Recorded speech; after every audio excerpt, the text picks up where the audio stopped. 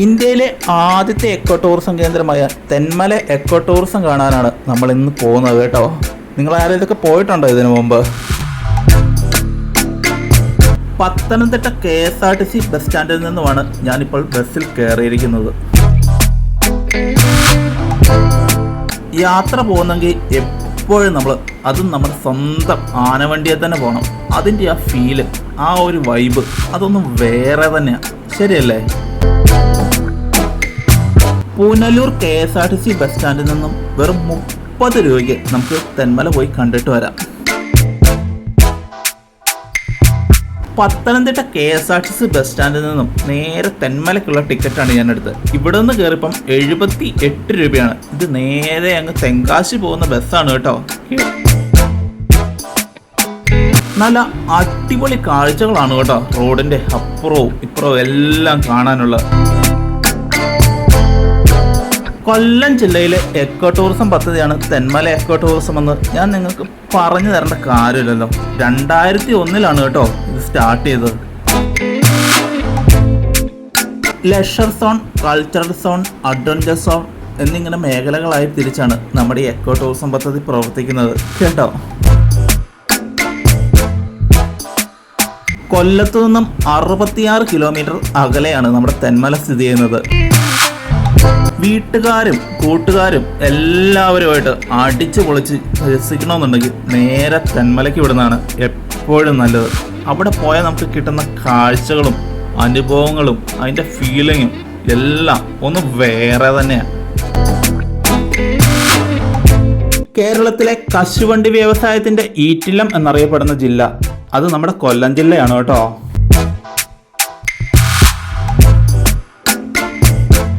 യാത്ര നമ്മൾ എവിടെ പോവുകയാണെങ്കിലും അത് നമ്മുടെ സ്വന്തം ആനവണ്ടിയെ തന്നെ പോകണം. അതിൻ്റെ ആ ഫീല് അതൊന്നും വേറെ തന്നെയാണ്.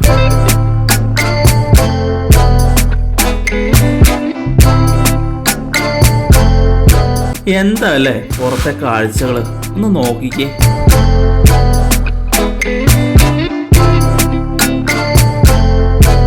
തെന്മലയുടെ ഏറ്റവും അടുത്തുള്ള റെയിൽവേ സ്റ്റേഷൻ എന്ന് പറഞ്ഞു കഴിഞ്ഞാൽ ചെങ്കോട്ട റെയിൽവേ സ്റ്റേഷനാണ് കേട്ടോ. 29 കിലോമീറ്റർ ദൂരെ ചെങ്കോട്ട നിന്നും തെന്മലയ്ക്കുള്ളൂ.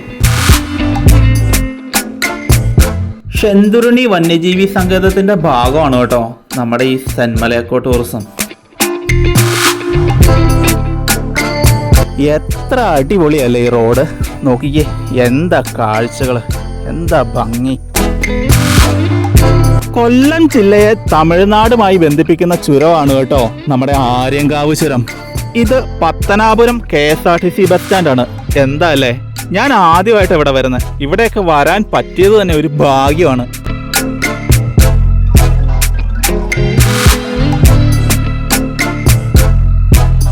ഏഷ്യയിലെ ആദ്യത്തെ ബട്ടർഫ്ലൈ സഫാരി പാർക്ക് അത് നമ്മുടെ തെന്മലയിലാണ് കേട്ടോ.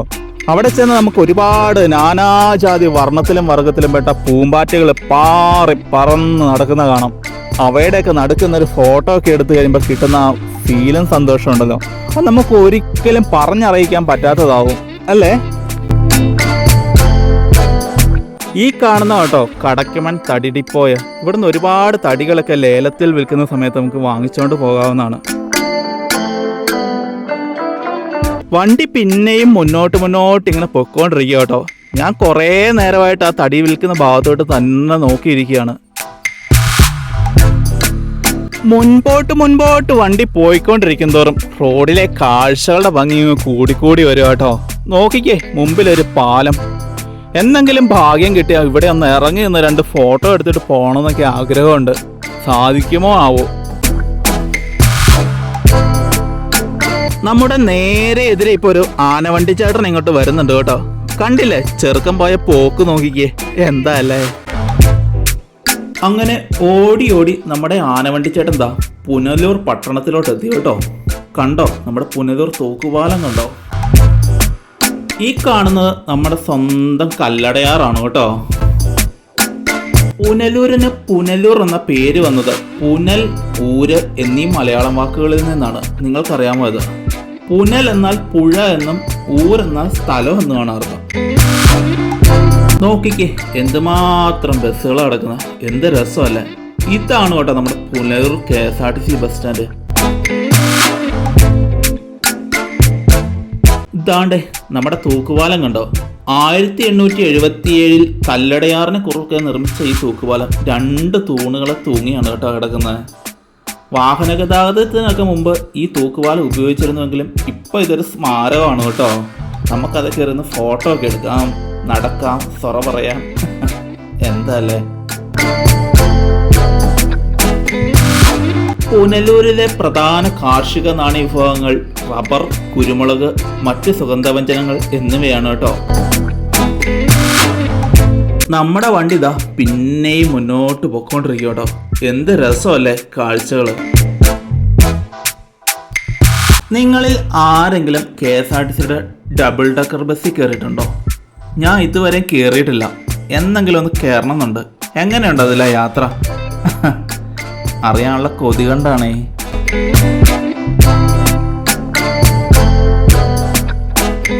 റോഡിലെ കാഴ്ചകൾ നല്ല അടിപൊളിയാണ് കേട്ടോ. അതുപോലെ നല്ല ചൂട് ഇങ്ങോട്ട് അടിക്കുന്നുണ്ട്. കേരളത്തിൽ ഏറ്റവും കൂടുതൽ ചൂട് കൂടിയ പ്രദേശം എന്നറിയപ്പെടുന്നത് അത് നമ്മുടെ പുനലൂരാണ് കേട്ടോ. ഓ, എന്ത് അടിപൊളി സീനറിയാണല്ലേ. നോക്കിക്കേ ആ മലയിലെ കാഴ്ചകൾ. പറ്റിയാൽ എന്നെങ്കിലും ഒരു ദിവസം ഇവിടെയെല്ലാം ഇറങ്ങി നിന്ന് ഒരുപാട് ഫോട്ടോ എടുക്കണം. അതെൻ്റെ ഒരു ആഗ്രഹമാണ്.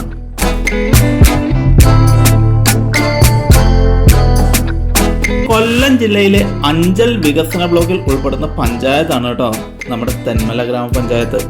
കേരളത്തിലെ ഏറ്റവും വലിയ ജലസേചന പദ്ധതിയായ കല്ലട ജലസേചന പദ്ധതിയുടെ പ്രധാന അണക്കെട്ടായ പരപ്പാർ ഡാം, ഒറ്റക്കൽ തടയണ എന്നിവയെല്ലാം ഈ പഞ്ചായത്തിലാണ് കേട്ടോ. കേരളത്തിലെ ആദ്യത്തെ പേപ്പർ മിൽ അതേതാണെന്ന് നിങ്ങൾക്ക് അറിയാമോ? അത് നമ്മുടെ സ്വന്തം പുനലൂർ പേപ്പർ മില്ല് തന്നെയാണ് കേട്ടോ. ഞാൻ ഇടയ്ക്കത് പറയാൻ വിട്ടുപോയതാണ്. ഇവിടുത്തെ റോഡുകളൊക്കെ എത്ര ഭംഗിയല്ലേ. നോക്കിക്കേ, വളഞ്ഞു വളഞ്ഞാണെങ്കിലും എത്ര ഭംഗിയായിട്ടാണ് നമ്മുടെ ചേട്ടൻ വണ്ടി ഓടിക്കുന്നതെന്ന്. പാലരുവി വെള്ളച്ചാട്ടവും നമ്മുടെ സ്വന്തം കൊല്ലം ജില്ല തന്നെ കേട്ടോ. ഒരുപാട് മരങ്ങളും മലകളും പുഴകളും വീടുകളും തോടുകളും എല്ലാം എന്തല്ലേ, എല്ലാം ഒരു കുടക്കീഴിൽ തന്നെ. കൊല്ലം കണ്ടവന് ഇല്ലം വേണ്ടെന്ന് പറയുന്നത് എത്ര ശരിയല്ലേ. കേരളത്തിലെ ആദ്യത്തെ തുണിമിൽ സ്ഥാപിതമായത് നമ്മുടെ കൊല്ലത്താണ് 1851. ഏഷ്യയിലെ ആദ്യത്തെ ബട്ടർഫ്ലൈ സഫാരി പാർക്ക് ഏതാണെന്ന് ചോദിച്ചിട്ടുണ്ടെങ്കിൽ അത് നമ്മുടെ തെന്മല തന്നെ കേട്ടോ. ആര് ചോദിച്ചാലും ഇനി മാറിപ്പോകണ്ട, അതെപ്പോഴും നമ്മുടെ ഓർമ്മ കാണണം. നോക്കിക്കേ, മരങ്ങളൊക്കെ നിൽക്കുന്ന നിൽപ്പ് തേക്ക് മരമാണെന്ന് തോന്നുന്നു.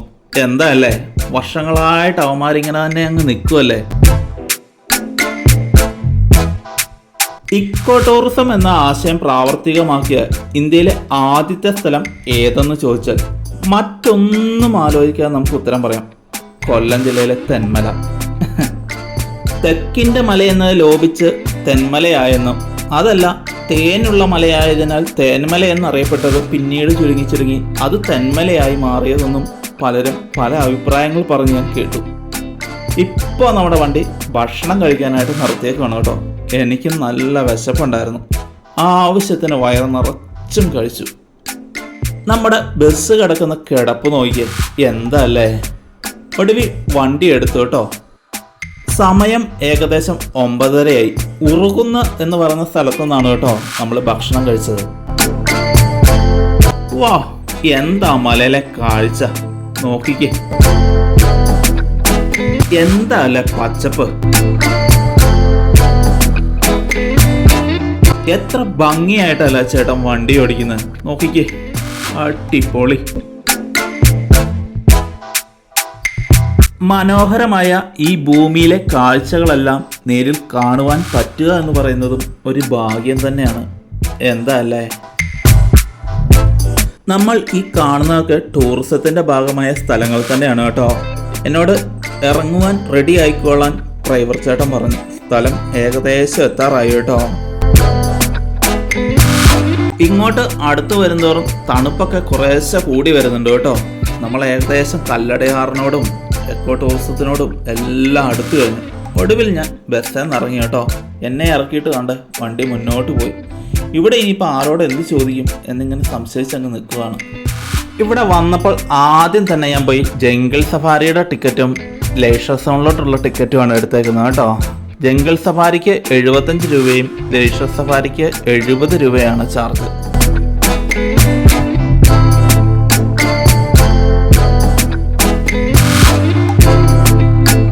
കണ്ടോ, ആ അക്കലെ കാണുന്നതാണ് കേട്ടോ നമ്മുടെ കല്ലട അണക്കെട്ട്.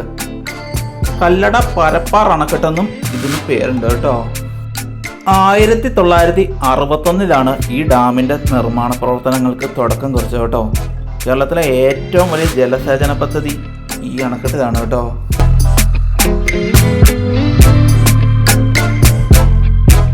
അങ്ങനെ ഇപ്പോൾ നമ്മുടെ വണ്ടി ഇതാ കൂട്ടും കാടിനുള്ളിലോട്ടുള്ള വഴിയിലോട്ട് പ്രവേശിച്ചു കഴിഞ്ഞു കേട്ടോ.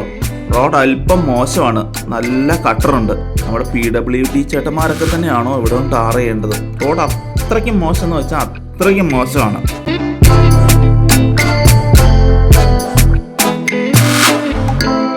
ഈ കാടിനുള്ളിലും ആനയും പുലിയും കടുവയും എല്ലാം ഉണ്ടെന്നാണ് അടുത്തിരുന്ന ഒരു ചേട്ടൻ എന്നോട് പറഞ്ഞത്. കണ്ടോ, നമ്മുടെ തെന്മല അണക്കെട്ട് നിൽക്കുന്ന നിൽപ്പ് കണ്ടോ. അണക്കെട്ടിന്റെ കുറേ കൂടി അടുത്ത് നമ്മുടെ വണ്ടി എത്തി. ഇനി വീണ്ടും വണ്ടി മുന്നോട്ട് പോകും കേട്ടോ. അതും കൂട്ടും കാടുണ്ട് ഇതിലൂടെ. തിരിച്ചു വരുമ്പോൾ നമുക്ക് ടിക്കറ്റ് എടുത്തിട്ട് അണക്കെട്ടിന്റെ മുകളിലൊക്കെ കയറണം കേട്ടോ. അവിടെ കയറാൻ പറ്റുമെന്നാണ് എൻ്റെ കൂടെ യാത്ര ചെയ്യുന്ന ഒരു ചേട്ടൻ എന്നോട് പറഞ്ഞത്. 1-2 കൊരങ്ങൻ ചേട്ടന്മാർ ഈ മരത്തിൽ കൂടി അങ്ങോട്ട് ചാടി പോകുന്നുണ്ടായിരുന്നു. ക്യാമറയൊക്കെ ഞാൻ ഓണാക്കി വന്നപ്പോഴത്തേക്കും അമാരുടെ പാട്ടിന് പോയി.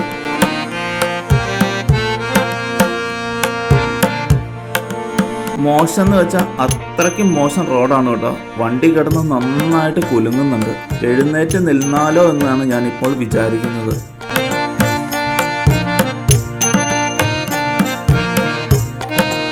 എന്ത് രസമല്ലേ കാട്ടിലെ കാഴ്ചകൾ. നോക്കിക്കേ, കണ്ടോ, മരത്തിൽ നിന്നും താഴോട്ട് തൂങ്ങി നിൽക്കുന്ന വള്ളികൾ. ഈ വള്ളിയെ കൂടിയൊക്കെ പിടിച്ച് കുരങ്ങൻകുട്ടന്മാർ അങ്ങോട്ടും ഇങ്ങോട്ടും ഊഞ്ഞാലാടുമായിരിക്കും അല്ലേ. എൻ്റെ കൂടെ യാത്ര ചെയ്യുന്ന ചേട്ടന്മാർ വണ്ടിയെ തരുന്ന ഒരുപാട് തമാശകളൊക്കെ പറയുന്നുണ്ട്. അത് കേട്ട് ഒരു വേള ഞാനും ചിരിച്ചു പോകുന്നുണ്ട് കേട്ടോ. അത്രയ്ക്ക് രസമാണ്.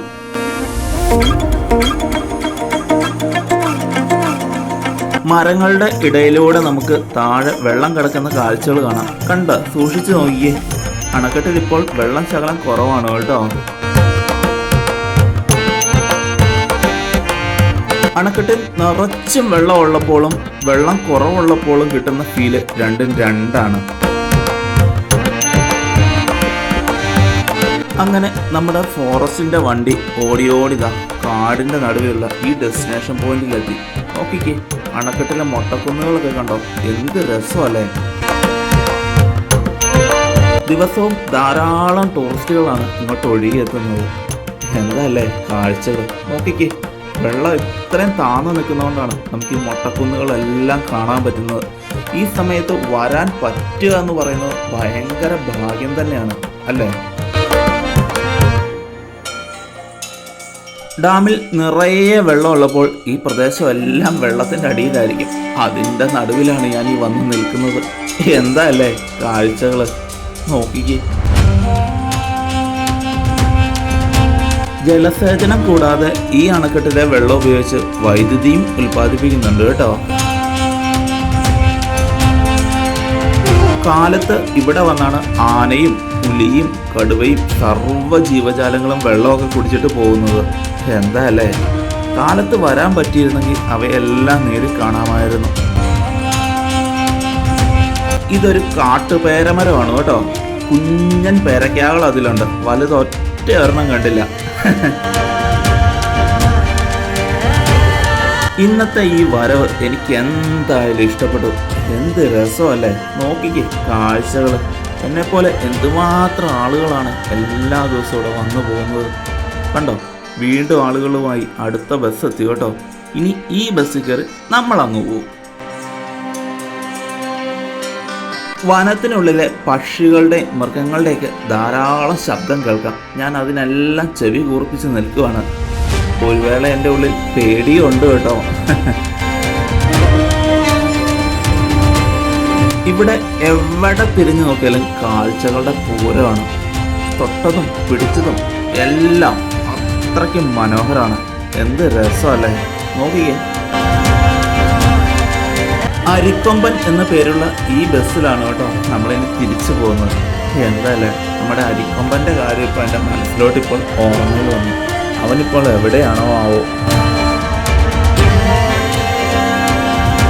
അവധിക്കാലം അടിച്ചു പൊളിക്കാൻ പറ്റിയ ഒരു അടിപൊളി സ്ഥലമായിട്ടാണ് എനിക്കിത് തോന്നുന്നത്. എന്ത് രസമല്ലേ. ഇവിടെ വന്നിട്ട് എനിക്ക് തിരിച്ചു പോകാനേ തോന്നുന്നില്ല. അത്രയ്ക്കൊരു ഫീലാണ് ഇവിടെ വന്നിട്ട്. ഓ, എന്താ വൈബ്. ഈ വഴിക്കാണ് ബോട്ടിങ്ങിൻ്റെ അങ്ങോട്ട് പോകുന്നത്. ഞാൻ എന്തായാലും ബോട്ടിൽ കയറുന്നില്ല. കയ്യിൽ ബഡ്ജറ്റ് കുറവാണ്. അത് തന്നെ മെയിൻ പ്രശ്നം. അണക്കെട്ടിൽ വെള്ളം നിറഞ്ഞു നിൽക്കുന്ന സമയത്ത് എന്തായാലും ഞാൻ ഇനി ഒരിക്കൽ കൂടി ഇവിടെ വരും.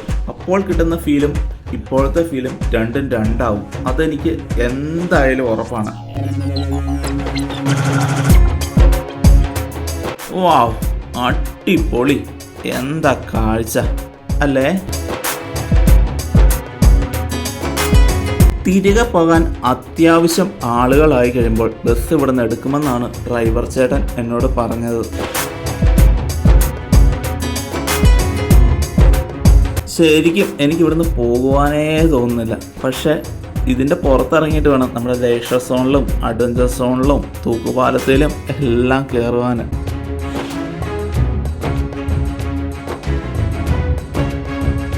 കാലത്ത് ആനവണ്ടിയെ തുടങ്ങിയ യാത്ര ഇപ്പൊ വന്ന് ഇതാ കാട്ടുവണ്ടിയിലായി. അതും അരിക്കൊമ്പൻ എന്ന് പേരുള്ള നമ്മുടെ ഈ കാട്ടുവണ്ടിയിലേ. കാട്ടുവണ്ടി എന്നൊക്കെ പറഞ്ഞ് ഇവരെന്നെ പഞ്ഞിക്കിടുമെന്ന് എനിക്ക് അറിയത്തില്ല. നമ്മുടെ ഫോറസ്റ്റിന്റെ വണ്ടിയാണ് കേട്ടോ ഇത്. അങ്ങനെ നമ്മുടെ വണ്ടി ഇതാ കാടിന്റെ ഉള്ളിൽ നിന്നും പുറത്തോട്ട് ഇറങ്ങുവാണ് കേട്ടോ. പോട്ടെ പോട്ടെ പോട്ടെ പോട്ടെ, വണ്ടി പോട്ടെ വണ്ടി പോട്ടെ.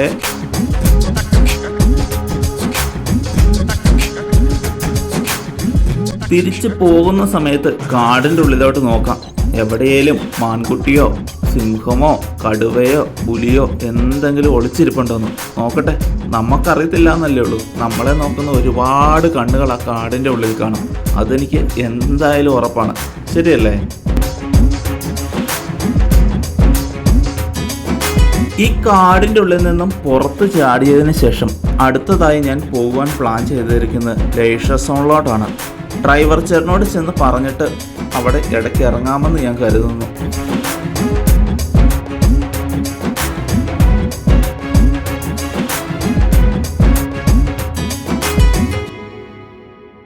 ഒടുവിൽ ടിക്കറ്റ് എല്ലാം കാണിച്ചതിന് ശേഷം ഞാൻ ലേഷർ സോണിലോട്ട് പ്രവേശിച്ചു കേട്ടോ.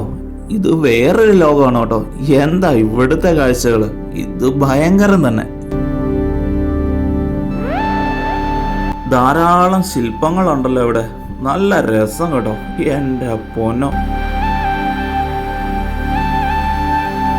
ഇതിപ്പോ എവിടെ തിരിഞ്ഞു നോക്കിയാലും നല്ല അടിപൊളി കാഴ്ചകളാണല്ലോ.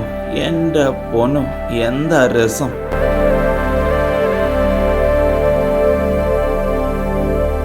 ധാരാളം പക്ഷികളുടെയും ജീവജാലങ്ങളുടെയും ചിലപ്പ് കേൾക്കാം കേട്ടോ. ഇനിയിപ്പോ ഇതിൻ്റെ ഇടയ്ക്ക് വല്ല ആനയോ മാനോ പുലിയോ വല്ലതും പതുങ്ങിയിരിപ്പുണ്ടോന്ന് പോലും നമുക്കറിയത്തില്ല. അത്രയ്ക്ക് രസമാണ് കേട്ടോ.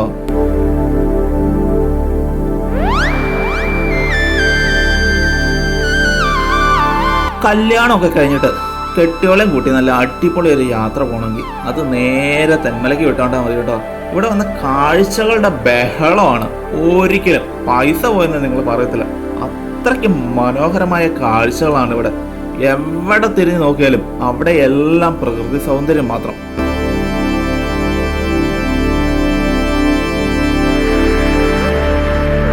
ഇങ്ങനെ നടക്കുന്നതിന്റെ ഇടയിൽ ഞാൻ പുറകോട്ടൊക്കെ തിരിഞ്ഞു നോക്കുന്നുണ്ട് കേട്ടോ. ഇനി പുറകിൽ നിന്ന് വല്ലതും വന്ന് കയറി പിടിച്ചാൽ തീർന്നില്ലേ.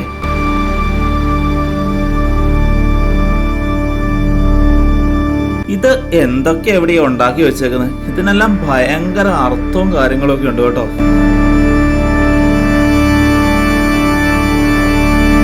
സാഹസികരായ വിനോദസഞ്ചാരികൾക്ക് തെന്മലയിൽ വന്ന എന്തായാലും മുതലാകും. ഇവിടെ എവിടെ നോക്കലെ കുന്നും മലയും പുഴയും തോടും. തോടില്ല കേട്ടോ, ഞാനങ്ങ് പറഞ്ഞപ്പോ അങ്ങ് പറഞ്ഞു പോയതാ. അത്രയ്ക്കുണ്ട് കാഴ്ചകള്.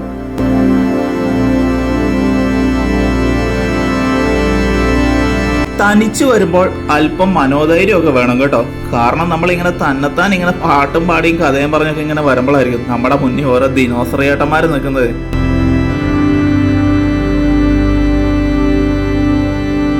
എത്ര പറഞ്ഞാലും മതി വരാത്തത്ര കാഴ്ചകളാണ് ഇതിൻ്റെ അകത്തുള്ളത്. അതെന്താണെന്ന് അറിയണമെങ്കിൽ നിങ്ങൾ നേരിട്ട് ഇവിടെ വന്ന് അനുഭവിച്ചറിയുക തന്നെ വേണം.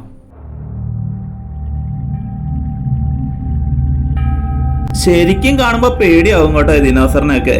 അതുപോലെയാണ് ഉണ്ടാക്കി വെച്ചിരിക്കുന്നത്. പാട്ടും പാടി മൂളിപ്പാട്ടും പാടി കുരങ്ങന്റെയും പക്ഷികളുടെയും ഒക്കെ ചിലപ്പം ശ്രദ്ധിച്ച് ഇങ്ങോട്ട് വരുമ്പോഴായിരിക്കും തൊട്ടു മുമ്പ് ഇവൻ വന്ന് ഇങ്ങോട്ട് വായും പൊളിച്ച് നിൽക്കുന്നത്. നല്ല അടിപൊളി കൽപ്പടവുകളും കയ്യാലുകളും എല്ലാം ആണ് ഇവിടെയുള്ളത്. നോക്കിക്കേ, എന്താ രസം, എന്താ ഭംഗി.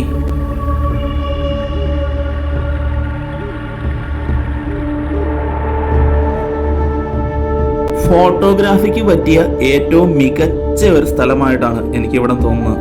അത്രയ്ക്കും മനോഹരമായ സീനറിയാണ് നമുക്കിവിടെ വന്നാൽ കാണുവാൻ കഴിയുന്നത്.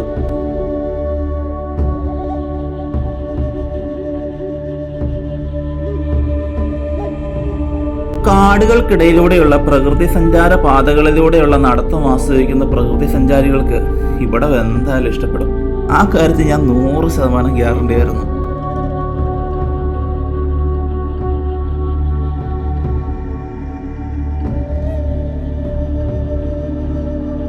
ലേഷർ സോണിലെ പ്രധാന വിനോദം എന്തെന്ന് ചോദിച്ചാൽ ഈ കാടിന്റെ ഉള്ളിലൂടെയുള്ള ഈ നടത്തം തന്നെയാണ് കേട്ടോ.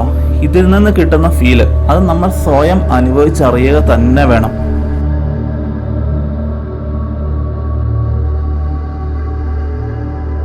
കണ്ടോ ഒരു കാട്ടുവള്ളി താഴോട്ട് തൂങ്ങിക്കിടക്കുന്ന? ചെറുപ്പത്തിലായിരുന്ന ഞാൻ ഇതേ കൂടിയൊക്കെ വലിഞ്ഞു കയറി പോയേനെ. ഇപ്പൊ പറ്റത്തില്ല കേട്ടോ.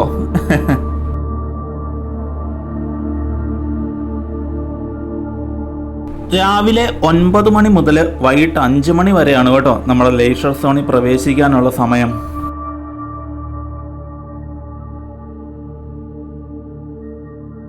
ഇങ്ങനെ നടക്കുന്നതിനിടയിലും താഴേന്ന് നല്ല വെള്ളം വരയ്ക്കുന്ന സൗണ്ട് കേൾക്കാം കേട്ടോ.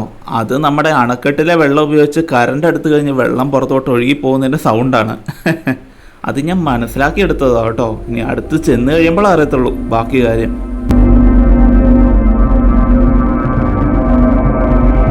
അത്യാവശ്യം നല്ല ദൂരം നടക്കാനുണ്ടായിരുന്നു കേട്ടോ. നടന്നിട്ട് ഇപ്പോഴും തീർന്നിട്ടില്ല കേട്ടോ. ഇപ്പം ഞാൻ താഴെ വശത്തോട്ട് ഇറങ്ങിക്കൊണ്ടിരിക്കുകയാണ്. ഒരുപാട് നല്ല അതിമനോഹരമായ കാഴ്ചകളാണ് ഇവിടെ വന്നാൽ നമുക്ക് കാണുവാനുള്ളത്.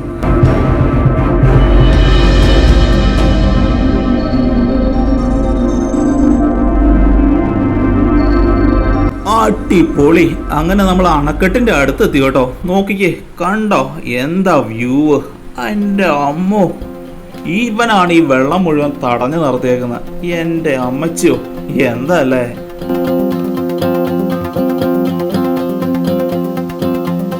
അങ്ങനെ നമ്മൾ ഇപ്പോൾ ഈ വന്ന് നിൽക്കുന്നത് കേരളത്തിലെ ഏറ്റവും വലിയ ജലസേചന അണക്കെട്ടിന്റെ കറക്റ്റ് ചോട്ടിലാണ് കേട്ടോ. എന്താ അല്ലേ. വളരെ വലിപ്പമേറിയ റിസർവോയർ ഏരിയയും ഈ ഡാമിനുണ്ട്. പല്ലംവെട്ടി സാഡിൽ ഡാം ഈ സംഭരണിയിലെ ഒരു പാർശ്വ അണക്കെട്ടാണ് കേട്ടോ.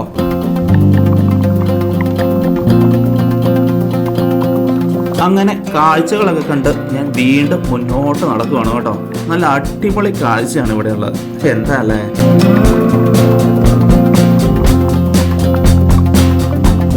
കൊല്ലം ജില്ലയിലൂടെ ഒഴുകുന്ന 2 പ്രധാന നദികളിൽ ഒന്നാണ് കേട്ടോ നമ്മുടെ കല്ലടയാറ്. ഈ നദി പശ്ചിമഘട്ടത്തിൽ നിന്ന് ഉത്ഭവിച്ച് 121 കിലോമീറ്റർ ഒഴുകി ഏറ്റവും അവസാനം നമ്മുടെ അഷ്ടമുടിക്കായലിൽ ചെന്ന് പതിക്കുകയാണ് കേട്ടോ ചെയ്യുന്നത്.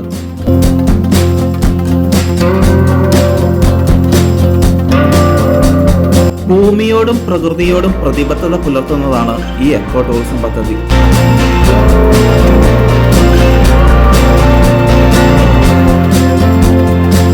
പ്രകൃതിയിൽ അധിഷ്ഠിതമായിരിക്കുക, വിദ്യാഭ്യാസ മൂല്യമുള്ളതായിരിക്കുക, പരിസ്ഥിതിക്ക് കോട്ടം തട്ടാത്തതായിരിക്കുക, തദ്ദേശവാസികൾക്ക് സാമ്പത്തിക നേട്ടം ഉണ്ടായിരിക്കുന്നതായിരിക്കുക, എന്നീ ലക്ഷ്യങ്ങളെ നടപ്പിലാക്കിയ ഈ ഇക്കോ ടൂറിസം പദ്ധതി തെന്മലയിലേക്ക് ധാരാളം ടൂറിസ്റ്റുകൾ ആകർഷിച്ചു വരുന്നതാകുന്നു.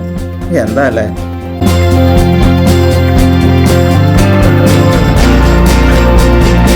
വൈദ്യുതി ഉൽപ്പാദിപ്പിച്ചതിന് ശേഷം പുറത്തോട്ട് വരുന്ന വെള്ളമാട്ടോ നമ്മളീ കാണുന്നത്.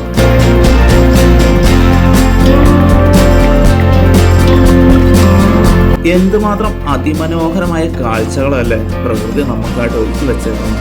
എനിക്കിവിടുന്ന് പോകുവാനേ തോന്നുന്നില്ല. അത്രയ്ക്കും നല്ല അടിപൊളി മനോഹരമായ കാഴ്ചയാണ് ഇവിടെ.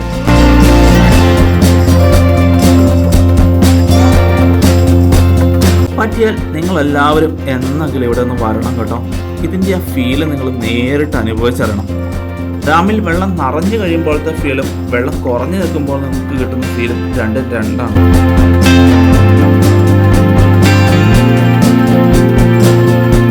നല്ല അടിപൊളി മൂടും കാലാവസ്ഥയാണ് നമ്മുടെ ഈ ഡാമിന്റെ ഭാഗത്ത്. ഇത് എന്താണെന്ന് അറിയണമെന്നുണ്ടെങ്കിൽ നിങ്ങൾ നേരിട്ട് ഇവിടെ വന്ന് ഇത് അനുഭവിച്ചറിയുക തന്നെ വേണം.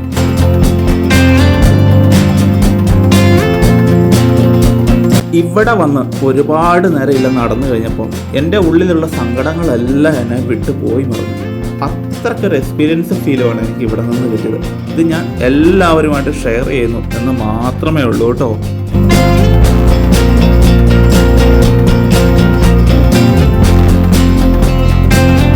ലോകത്തിന്റെ ഏത് കോണിലായിരുന്നാലും നിങ്ങളെല്ലാവരും ജീവിതത്തിൽ ഒരിക്കലെങ്കിലും എക്സ്പീരിയൻസ് ചെയ്തിരിക്കേണ്ട ഒരു സ്ഥലമാണ് നമ്മുടെ തെന്മല. ഇവിടെ വന്ന കാഴ്ചകൾക്ക് ഒരു അവസാനമില്ല. ഇതിങ്ങനെ നീണ്ടു നിവർന്ന് പരന്ന് കിടക്കുകയാണ്.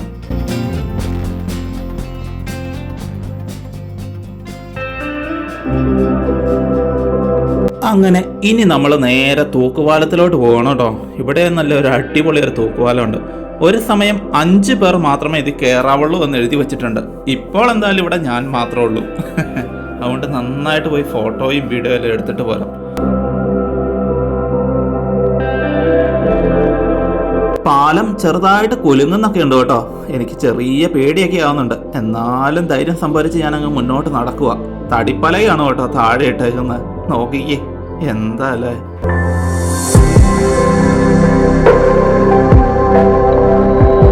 പകുതി ദൂരം നടന്നോളൂ.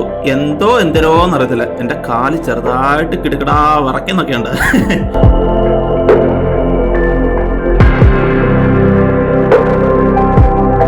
ഒന്ന് ഞാൻ പറയാം, എനിക്ക് ഇന്നത്തെ യാത്ര അത് നല്ലൊരു എക്സ്പീരിയൻസ് ആയിരുന്നു.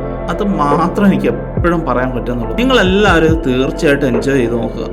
ലൈഫ് ഒന്നേ ഉള്ളൂ, അത് മാക്സിമം എൻജോയ് ചെയ്യുക.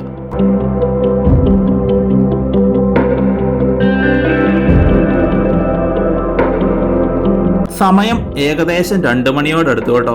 ഞാൻ പതുക്കെ എല്ലാം കണ്ട് ആസ്വദിച്ചാണ് ഇത്രയും ദൂരം നടന്നു വന്ന്. ഇനി എന്തായാലും പുറത്തിറങ്ങിയിട്ട് ഉടനെ ഭക്ഷണം കഴിക്കണം. അത്രയ്ക്ക് നല്ല വിശപ്പുണ്ടേ, സഹിക്കാൻ പറ്റുന്നില്ല. അതുകൊണ്ടാട്ടോ. പക്ഷിമൃഗാദികളുടെ ധാരാളം ചിലപ്പൊക്കെ ആ മരത്തിൽ നിന്ന് കേൾക്കാം. പക്ഷെ ഞാൻ അങ്ങോട്ട് നോക്കിയിട്ട് ഒറ്റ എണ്ണത്തിന് കാണുന്നില്ല. അവന്മാരൊക്കെ എവിടെ പോയി ഒളിച്ചിരിക്കുമായിരിക്കും? അതോ എന്നെ പറ്റിക്കുന്നതാണ്?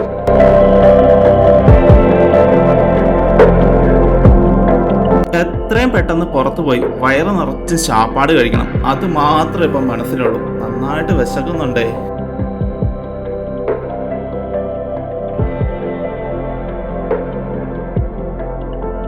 ഇവിടുത്തെ കാഴ്ചകളൊന്നും അവസാനിച്ചിട്ടില്ല കേട്ടോ. ഇനിയുമുണ്ട്. അഡ്വഞ്ചർ സോണും ഡിയർ പാർക്കും അങ്ങനെ ഒരുപാട് സംഭവങ്ങളുണ്ട്. അവിടേക്ക് ഇനി ഞാൻ ഓടി എത്തുന്നതേ ഉള്ളൂ. അതൊക്കെ ഇനി മറ്റൊരു വീഡിയോയിൽ മാത്രം നമുക്ക് കാണാം. ഇതിൽ എല്ലാം കൂടി ഉൾപ്പെടുത്താൻ നമുക്ക് സാധിക്കത്തില്ല.